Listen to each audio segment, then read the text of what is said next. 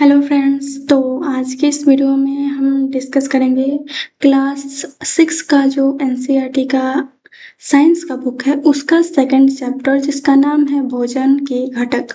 तो इसमें बेसिकली हम लोग भोजन के क्या क्या घटक होते हैं, क्या क्या पोषक तत्व हैं, उसके बारे में हम इस चैप्टर में डिस्कस करने वाले हैं।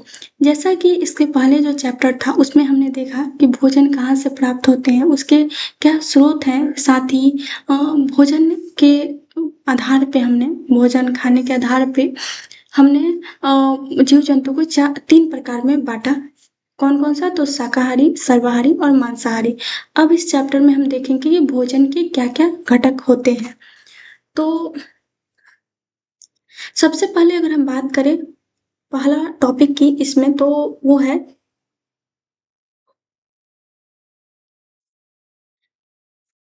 विभिन्न प्रकार के खाद्य पदार्थों में क्या होता है। तो जैसा कि हम जानते हैं कि जो खाद्य पदार्थ होता है वो एक तरह का नहीं होता है, वो विभिन्न प्रकार के खाद्य पदार्थ होता है और उसमें क्या क्या होता है। तो अगर हम बात करें कि तो प्रत्येक जो व्यंजन होता है वो एक से अधिक प्रकार की कच्ची सामग्री से बना होता है जो हमें पादप या जीव जंतु से मिला होता है। ठीक है, ये जो कच्ची सामग्री होता है वो हमारे शरीर के लिए कुछ आवश्यक घटक होते हैं और इन घटक को क्या कहा जाता है? पोषक कहा जाता है। हमारे भोजन में मुख्य जो पोषक होते हैं वो क्या होते हैं? कार्बोहाइड्रेट, प्रोटीन, वसा, विटामिन तथा खनिज लवण।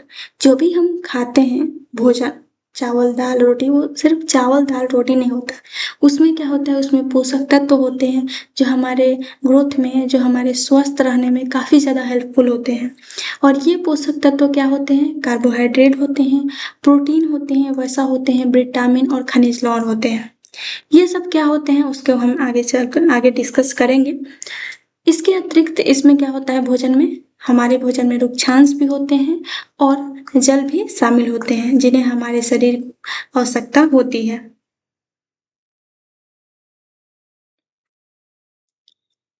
जो कच्ची सामग्री होती है या फिर जो भी पके हुए भोजन होते हैं उनमें कौन सा या फिर एक या एक से अधिक पोषक उपस्थित होते हैं, इनकी हम जांच कर सकते हैं। जैसे कार्बोहाइड्रेट, प्रोटीन और वसा का जो परीक्षण होता है वो अन्य जो पोषक तत्व हैं उनके परीक्षणों की अपेक्षा काफ़ी सरल है और उसको हम परीक्षण कर भी सकते हैं। ठीक है, यहाँ पे परीक्षण करने की कुछ विधि भी दी हुई है बट वो हमारे लिए इम्पोर्टेंट नहीं है। जो हमारे लिए इम्पोर्टेंट है उसके बारे में हम बस डिस्कस करेंगे।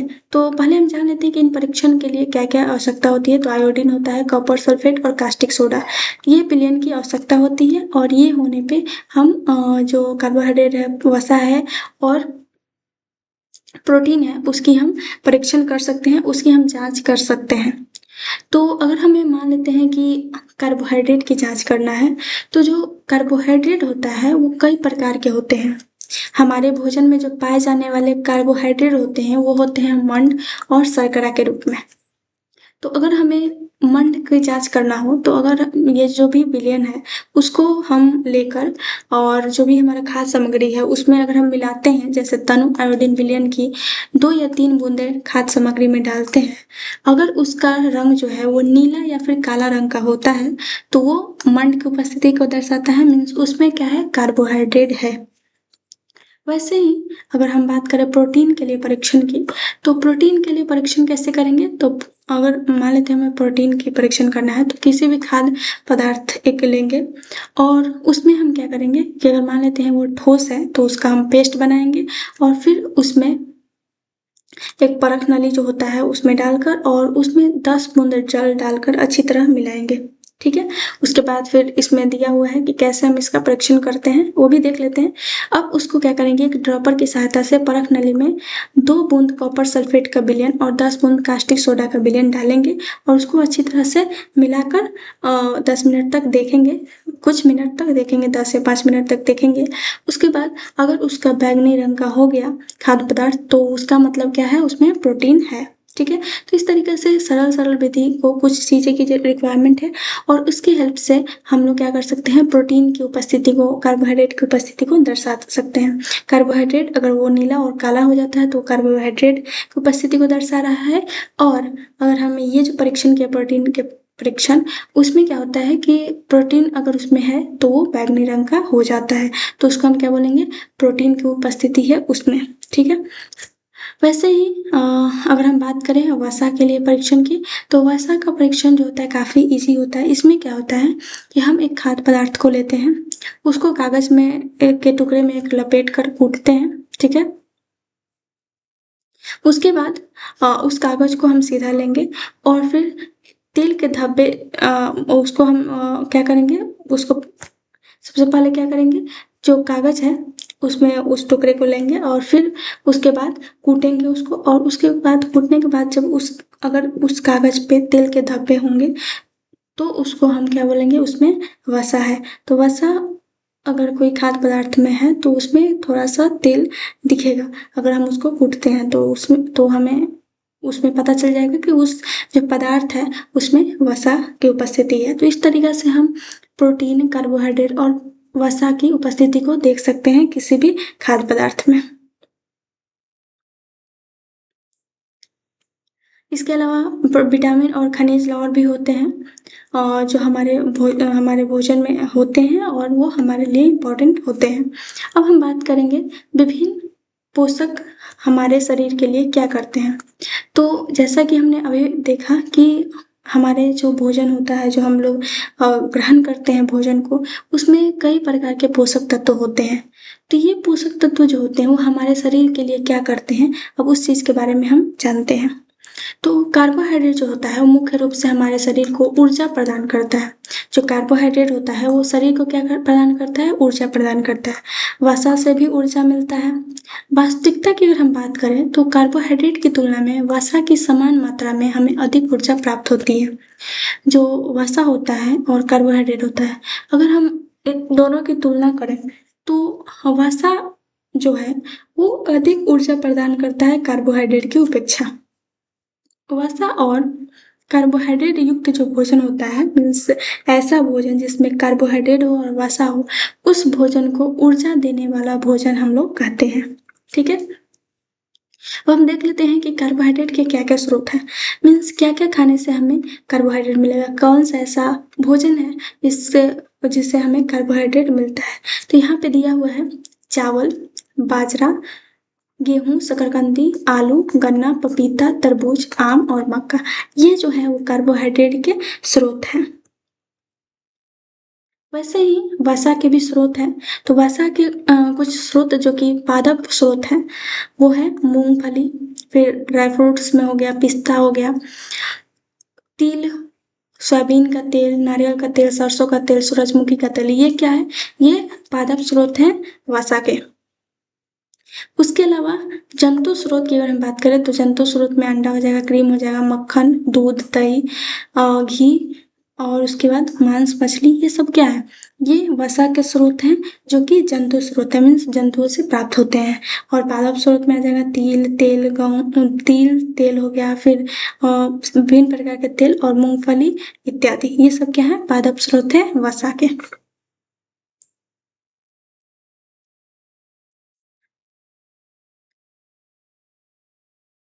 नेक्स्ट ऐसे ही प्रोटीन के स्रोत हैं, कुछ पादप स्रोत हैं और कुछ जंतु स्रोत हैं। तो पादप स्रोत की अगर हम बात करें तो जितने भी बीज वाला चीज़ है लगभग वो सारे क्या हैं, वो प्रोटीन के स्रोत हैं। जैसे हो गया चना, फिर मूंग हो गया, फिर तुअर दाल हो गया, राजमा हो गया, सोयाबीन हो गया, मटर हो गया, ये सब क्या है, ये पादप स्रोत हैं प्रोटीन के। और उसके बाद यहाँ पे जो है वो जंतु स्रोत है, मीन्स जंतुओं से मिलने वाला स्रोत, जंतुओं से मिलने वाला जो खाद्य पदार्थ है वो है अंडे, फिर दूध हो गया, पनीर हो गया, मछली हो गया, मांस हो गया, ये सब क्या है, ये क्या है, जंतु स्रोत है प्रोटीन के। जो प्रोटीन होती है वो उसकी आवश्यकता हमारे शरीर की वृद्धि और स्वस्थ रहने के लिए होती है। प्रोटीन युक्त भोजन को प्रायः शरीर वर्धक भोजन कहते हैं। जो प्रोटीन युक्त भोजन होते हैं मीन्स ऐसा खाद्य पदार्थ जिसमें प्रोटीन की मात्रा ज़्यादा हो, वो भोजन शरीर वर्धक भोजन कहते हैं उसको हम। विटामिन जो होते हैं वो रोगों से हमारे शरीर की रक्षा करते हैं। विटामिन हमारी आँख, अस्थियों, दांत और मसूड़ों को स्वस्थ रखने में भी सहायता करते हैं। विटामिन कई प्रकार के होते हैं जिन्हें अलग अलग नामों से जाना जाता है। इनमें से कुछ जो है उनको हम vitamin A, vitamin B, vitamin C, vitamin D, vitamin E and vitamin K नाम से जानते हैं। जो विटामिनों का समूह होता है, जितने भी ये सब विटामिन्स हैं ए, बी, सी, डी, ई और के, इनको अगर हम एक समूह में मिला दें तो एक समूह को हम क्या बोलेंगे? Vitamin B complex. हमारे शरीर को सभी प्रकार के विटामिनों की अल्प मात्रा में आवश्यकता होती है। ऐसा नहीं है कि सिर्फ विटामिन ए खाने से, विटामिन ए वाले जो चीज़ें होती है वो खाने से हमें ज़्यादा फायदा होगा और बाकी सब विटामिन नहीं खाने से, ऐसा नहीं होता है। हमें सारे जो विटामिन्स होते हैं, सभी प्रकार के विटामिन्स की रिक्वायरमेंट होती है, साथ ही सभी प्रकार के पोषक तत्वों की भी रिक्वायरमेंट होती है। विटामिन ए जो होते हैं वो हमारी त्वचा और आँखों को स्वस्थ रखता है। विटामिन सी जो होता है बहुत से रोगों से लड़ने में हमारी मदद करता है। विटामिन डी जो होता है वो हमारी अस्थियों और दांतों के लिए कैल्शियम का उपयोग करने में हमारे शरीर की सहायता करता है। ठीक है, तो इस तरीके से अलग अलग विटामिन के अलग अलग काम हैं। विटामिन ए की अगर हम बात करें यहाँ पे तो उसके कुछ स्रोत हैं, जैसे कि है गाजर, पपीता, आम, मछली का तेल और फिर दूध। ये क्या है? विटामिन ए का स्रोत है। विटामिन बी की अगर हम बात करें स्रोत की तो कुछ दाल होते हैं, फिर उसके बाद यहाँ पे सोयाबीन हो जाएगा या यहाँ पे लीवर हो जाएगा। तो ये सब क्या है? विटामिन बी के स्रोत है। विटामिन सी के कुछ स्रोत क्या हो जाएंगे? तो विटामिन सी के स्रोत हमारा हो जाएगा यहाँ पे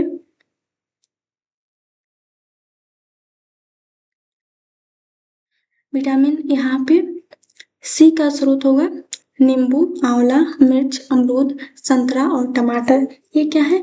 विटामिन सी के स्रोत है। वैसे ही विटामिन डी के स्रोत हो जाएगा यहाँ पे मछली, अंडा, मक्खन, यहाँ पे लीवर, दूध और अंडा। ये क्या है? विटामिन डी के स्रोत है।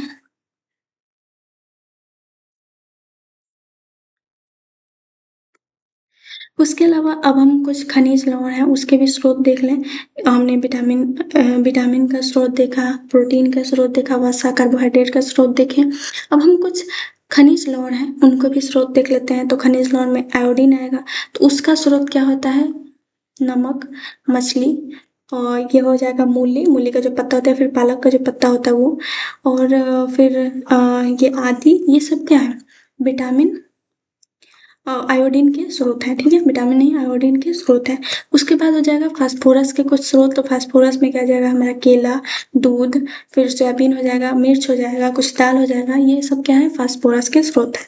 वैसे ही लौह आयरन के कुछ स्रोत हैं, जैसे कि पालक हो गया और फिर सेब हो गया, लीवर हो गया, ये सब क्या है? अमरूद हो गया, ये सब क्या है?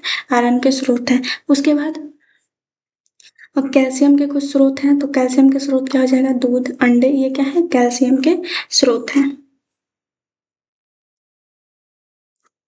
तो हमने अब यहाँ पे देखा जितने भी पोषक तत्व हैं उसके क्या क्या स्रोत हैं, मीन्स कि क्या क्या खाने से हमें वो जो है पोषक तत्व मिलेंगे और वो हमारे शरीर को स्वस्थ रखने में हेल्प करेंगे। इस चीज़ के बारे में हमने देखा। अब हम देखते हैं कि हमारे जो शरीर होता है उसको खनिज लवणों की भी आवश्यकता होती है। शरीर के उचित विकास तथा अच्छे स्वास्थ्य के लिए प्रत्येक खनिज लवण आवश्यक होते हैं। अधिकांश खाद्य पदार्थों में एक से अधिक पोषक होते हैं, फिर भी किसी कच्ची सामग्री में एक निश्चित पोषक की मात्रा दूसरे पोषक की मात्रा से अधिक हो सकती है। उदाहरणतः चावल में कार्बोहाइड्रेट की मात्रा दूसरे पोषकों से अधिक होती है। इस आधार पर हम यह कह सकते हैं कि चावल कार्बोहाइड्रेट समृद्ध भोजन है। तो जो पोषक तत्व होते हैं वो ऐसा नहीं होता है कि सारे जो भोजन होते हैं उसमें एक ही मात्रा में उपलब्ध होते हैं। किसी भोजन में किसी और जो स्रोत होता है उसमें कम हो सकते हैं पोषक तत्व, किसी में ज़्यादा हो सकते हैं। जैसे कि चावल में कार्बोहाइड्रेट की मात्रा ज़्यादा होती है, वैसे ही किसी और चीज़ में किसी और पोषक तत्व की मात्रा ज़्यादा होगी और किसी में किसी और जो पोषक तत्व उसकी मात्रा कम होगी, ऐसा होता है। इन पोषकों के अलावा हमारे शरीर को आहारी रेशों तथा जल की भी आवश्यकता होती है। आहारी रेशे जो होते हैं उनको रुक्षांश के नाम से भी जाना जाता है। हमारे खाने में रुक्षांश की पूर्ति मुख्यतः पादप उत्पादों से होती है। रुक्षांश के मुख्य स्रोत साबुत खाद्यान्न, दाल, आलू, ताजे फल और सब्जियां हैं। रुक्षांश हमारे शरीर को कोई पोषक प्रदान नहीं करते हैं, फिर भी यह हमारे भोजन का आवश्यक अवयव है, आवश्यक तत्व है और इसका आयतन बढ़ा देते हैं। रुक्षांश बिना पचे भोजन को बाहर निकालने में हमारे शरीर की सहायता करता है। तो जो रुक्षांश होते हैं, रुक्षांश में क्या आ जाएगा? जो साबुत खाद्यान्न होते हैं, जो दाल होता है, आलू होता है, ताजे फल होंगे, सब्जियां होंगी, ये सब क्या है? रुक्षांश होते हैं। और ये क्या करते हैं? जो पचे भोजन होता है, जो बिना पचे अनपच जो भोजन होता है उसको बाहर निकालने में मदद करता है। तो इस तरीके से यह भी शरीर को स्वस्थ रखने में काफ़ी ज़्यादा हेल्पफुल होता है। ये कोई पोषक प्रदान नहीं करता है, बट ये शरीर को स्वस्थ रखने में हेल्प करता है। जल भोजन में उपस्थित पोषकों को अवशोषित करने में हमारे शरीर की सहायता करता है। यह कुछ अपशिष्ट पदार्थों जैसे कि मूत्र और पसीने को शरीर से बाहर निकालने में सहायता करता है। सामान्यतः हमारे शरीर को जितने जल की आवश्यकता होती है वह हमें उन वस्तुओं से प्राप्त होता है जिन्हें हम द्रव्य रूप में लेते हैं, जैसे कि जल हो गया, दूध हो गया, चाय हो गया। इसके अतिरिक्त हम जो भी भोजन पकाते हैं उसमें भी पानी का प्रयोग किया जाता है। नेक्स्ट अब टॉपिक की अगर हम बात करें तो वो है संतुलित आहार। तो संतुलित आहार क्या होता है? बेसिकली हम उसके बारे में जानते हैं पहले।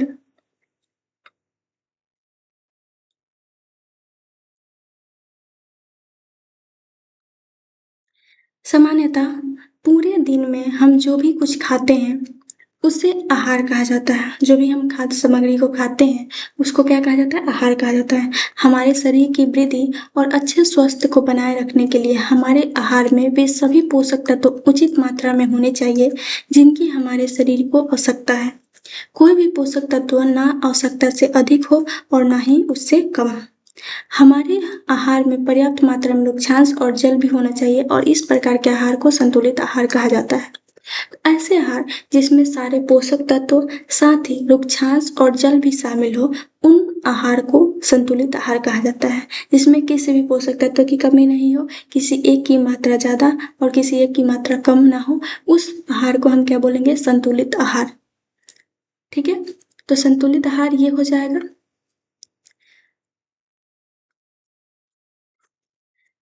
दालें, मूंगफली, सोयाबीन, अंकुरित बीज जैसे मूंग हो गया, चना हो गया, किण्वित भोजन दक्षिण भारतीय जो भोजन होते हैं जैसे इडली, आटे का मिश्रण जैसे मिस्सी रोटी हो गया, थेपला हो गया जो अनाज और दालों से बना होता है, केला, पालक, सत्तू, गुड़, उपलब्ध सब्जियां और इसी प्रकार के अन्य भोजन कई पोषक उपलब्ध कराते हैं। इसलिए कोई व्यक्ति अल्प व्यय में भी संतुलित आहार खा सकता है। इसका मतलब है कि ये जो चीजें होती है जैसे दालें, मूंगफली, सोयाबीन, ये सारे चीजों को अगर हम बात करें, सत्तू हो गया, गुड़ हो गया, इसमें सभी प्रकार के पोषक तत्वों की उपलब्धता होती है और अगर हम ये सब भोजन भी खाएं तो हमें स्वस्थ रहने में काफ़ी हेल्पफुल होगा। ये एक तरह से संतुलित आहार ही है।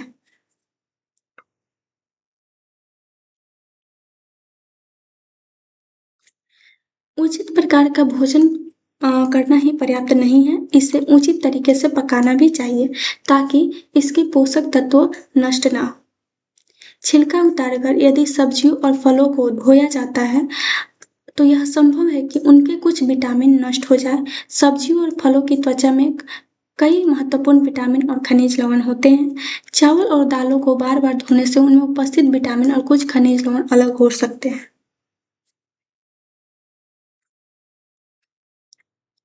हम सभी जानते हैं कि जो भोजन होता है उसको पकाने से स्वाद बढ़ता है तथा इसे पचाने में आसानी होती है। इसके साथ साथ पकाने में कुछ पोषक तत्व की भी हानि हो सकती है।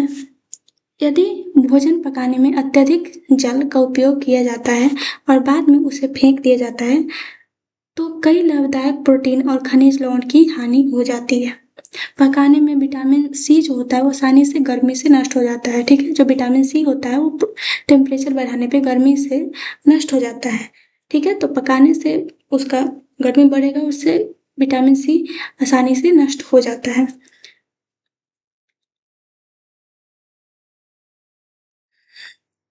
तो ये जो भोजन हम लोग करते हैं उसका सिर्फ़ ये नहीं है कि सिर्फ़ करने से ही नहीं मतलब होता है, उसको अच्छे तरीके से पकाने में भी वो जो हमारा पोषक होता है, पोषक तत्व होता है वो नष्ट हो सकते हैं।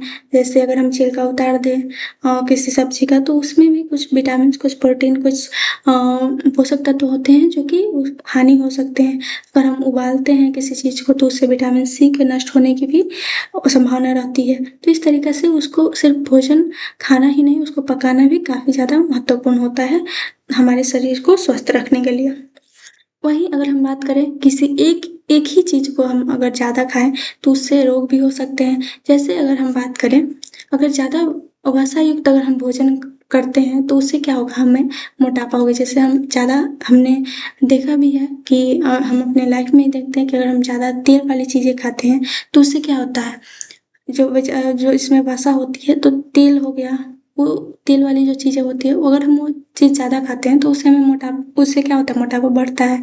तो ज़्यादा एक ही प्रकार के पोषक तत्व, एक ही प्रकार का जो पोषक है उस टाइप का जो भोजन है वो भी नहीं करना चाहिए, उससे भी बीमारी होती है। जैसे अगर हम वसा युक्त भोजन ज़्यादा खाते हैं तो मोटापा हो जाएगी। अगर हम कार्बोहाइड्रेट सहित जो भोजन है उसको हम अगर ज़्यादा खाते हैं तो उससे भी मोटापा या फिर उससे भी कई रोग होने का चांसेस बढ़ जाता है। तो इस तरीक़े से हमें संतुलित आहार लेना चाहिए और अच्छे से पकाकर खाना चाहिए।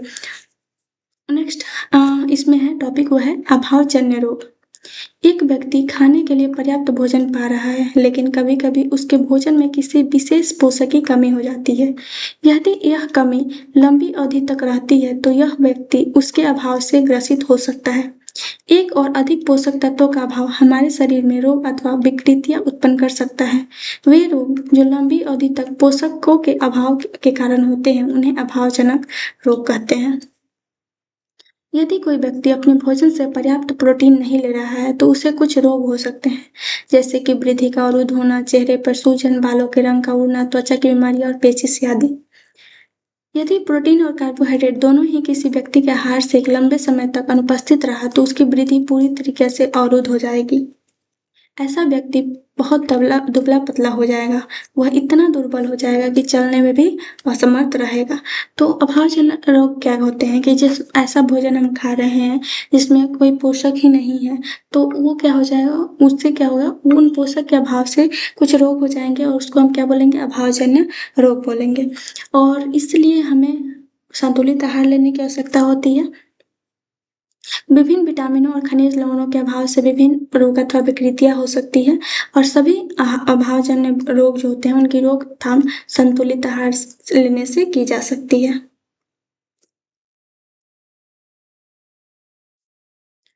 अब हम यहाँ पे सारणी दिया हुआ है, इसमें हम देखेंगे कि कुछ विटामिन्स और खनिज हैं और उसमें कुछ रोग दिए हैं कि इसकी कमी से कौन से रोग होते हैं और उसका लक्षण क्या है, उसको हम देख लेते हैं।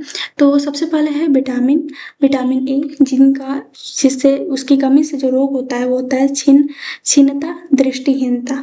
इसका लक्षण क्या है, कमज़ोर दृष्टि का होना, अंधेरे या फिर जो रात होता है उसमें दिखाई न देना, कभी-कभी पूरी तरीक़ा से दिखाई देना बंद हो जाना। तो ये विटामिन ए की कमी से होती है। विटामिन बी1 की कमी से होती है बेरी-बेरी, दुर्बल पेशी और काम करने की ऊर्जा में कमी। विटामिन सी जो होता है उससे स्कर्वी या फिर मसूड़ों से खून निकलना और घाव भरने में अधिक समय लगना। तो ये विटामिन सी के कमी से होता है। नेक्स्ट है विटामिन डी, जिससे रिकेटस बीमारी होती है और इसमें क्या होता है, अस्थियों का मुलायम होकर मुड़ जाना, ये बहुत ही खराब बीमारी है। उसके बाद अगर हम बात करें विटामिन तो हो गया, या अब हम बात करते हैं खनिज लवण कैल्शियम की। तो कैल्शियम से क्या होता है, अस्थियाँ और दंत क्षय होता है। इसमें क्या होता है, कमज़ोर अस्थि हो जाती है और दंत क्षय होने लगता है, ठीक है। उसके बाद आता है आयोडीन।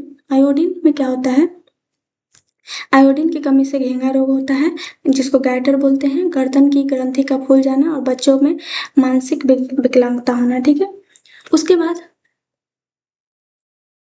यहाँ पे है लौह लौह जिसका कमी से जो रोग होता है वो होता है अरक्तता, कमजोरी, ठीक है, कमजोरी इसका लक्षण है।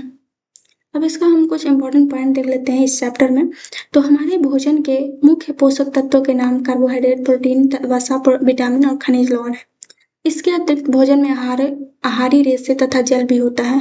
कार्बोहाइड्रेट तथा वसा हमारे शरीर को मुख्य रूप से ऊर्जा प्रदान करते हैं। प्रोटीन तथा खनिज लवण की आवश्यकता हमारे शरीर की वृद्धि और अनुरक्षण के लिए होती है। विटामिन हमारे शरीर की रोगों से रक्षा करने में सहायता करते हैं। संतुलित आहार में हमारे भोजन के लिए आवश्यक सभी पोषक तत्व और पर्याप्त रुक्षांश और उचित जल उचित मात्रा में उपस्थित होते हैं। हमारे आहार में लंबी अवधि तक एक अथवा अधिक पोषक तत्व की न्यूनता से विशिष्ट रोग अथवा विकार उत्पन्न हो सकते हैं। अब हम क्वेश्चन देख लेते हैं। तो यहाँ पे है हमारे भोजन के मुख्य पोषक तत्व के नाम लिखना है। तो हमने अभी जस्ट डिस्कस किया ही है। उसके बाद है कि निम्नलिखित के नाम लिखें। तो इसमें है पोषक जो मुख्य रूप से हमारे शरीर को ऊर्जा देते हैं, तो हो जाएगा कार्बोहाइड्रेट एंड वसा। उसके बाद पोषक जो हमारे शरीर की वृद्धि और अनुरक्षण के लिए सहायक होता है, तो इसका हो जाएगा आंसर प्रोटीन। वह विटामिन जो हमारी अच्छी दृष्टि के लिए सहायक होता है, तो विटामिन ए। फिर जो खनिज वह खनिज जो अस्थियों के लिए सहायक होता है, तो यहाँ पे कैल्शियम हो जाएगा सी। ठीक है। उसके बाद है दो ऐसे खाद्य पदार्थों के नाम लिखिए जिनमें निम्न पोषक प्रचुर मात्रा में उपलब्ध होते हैं। तो यहाँ पे वसा की अगर हम बात करें तो वसा के लिए घी और मक्खन हो जाएगा। फिर मंड के लिए हम बात करें, कार्बोहाइड्रेट के लिए चावल और आलू। आहारी रेशे के लिए हम बात करें तो फल और सब्जियां हो जाएगा। प्रोटीन के लिए दाल और अंडा। नेक्स्ट क्वेश्चन है कि इनमें से सही कथन को अंकित कीजिए। तो इसमें है केवल चावल खाने से हमारे शरीर की पोषण आवश्यकताओं को पूरा कर सकते हैं, ऐसा गलत है। सिर्फ एक प्रकार के भोजन खाने से हमें कुछ नहीं होता है। उसके बाद है संतुलित आहार खाकर अभावजन्य रोग की रोकथाम की जा सकती है, बात सही है, कर सकते हैं। शरीर के लिए संतुलित आहार में नाना प्रकार के खाद्य पदार्थ होनी चाहिए, सही बात है। शरीर को सभी पोषक तत्व उपलब्ध कराने के लिए केवल मांस पर्याप्त है, नहीं, गलत बात है ये। उसके बाद रिक्त स्थानों की पूर्ति करना है, यहाँ पे है। अब यहाँ पे रिक्त स्थान है, यहाँ पे लिखा है विटामिन डी के अभाव से होता है। तो कौन सा बीमारी विटामिन डी के अभाव से होता है, तो होता है रिकेटस। फिर उसके बाद है विटामिन B1 जो होता है उसके कमी से बेरी बेरी नामक रोग होता है। विटामिन सी के अभाव से स्कर्वी नामक रोग होता है। फिर उसके बाद हो गया हमारे भोजन में आयोडीन के अभाव से रतौंधी होता है। तो ये लास्ट क्वेश्चन है। आज के लिए बस इतना ही। नेक्स्ट जो वीडियो होगा वो चैप्टर 3 का होगा। Thank you.